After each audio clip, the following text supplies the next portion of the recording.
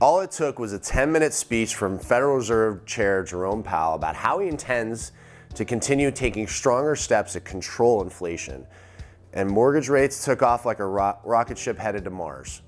According to the latest data released last week by Freddie Mac, the 30-year fixed-rate mortgage climbed to 5.66%, with an average increase of 0.8%. For those of you who don't know, 1 point is a fee paid to the lender equal to 1% of the loan amount, and that is over and above the interest rate. So if a loan is $1 million, you'll have to pay the lender an additional $10,000 over and above the interest rate. For context, it was 5.55% a week ago, and it was 2.87% interest rate a year ago. The 30-year fixed average hasn't been this high since late June. This figure came from aggregated rates from around 80 lenders around the country. For the 15-year fixed rate, the average jumped to about 4.98%, and in the 5-year adjustable rate mortgage, you're looking at 4.51%.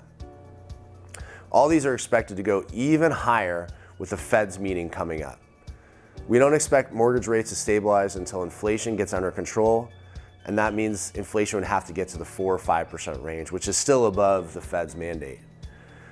Things aren't looking good. The Fed has already increased rates by 75 basis points several times this year, and yet we're not making any significant headway in inflation, possibly because consumers and investors thought the worst is behind us and things were kind of going back to usual spending habits.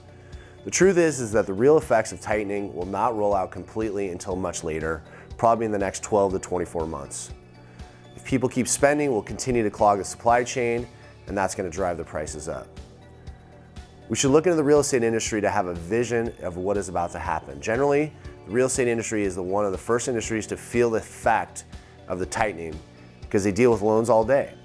When inflation's strong, mortgage rates tend to rise, and because inflation erodes the value of long-term bonds. Because rates usually follow the same path as the 10-year Treasury yield, they move higher when investors are selling off bonds and demanding more return on their investments. And mortgage rates are rising. We should look at that as a sign that things are going to get eventually better, but it's going to take some time.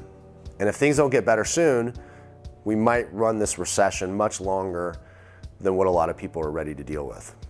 So if you're an investor, you got to make sure you're prepared. Re-examine, recalibrate, talk to your financial advisor. It's a good time. Get your head out of the sand. There could be some very interesting opportunities, and also make sure that you have some insurance in your portfolio. And we obviously always talk about gold being that insurance blanket.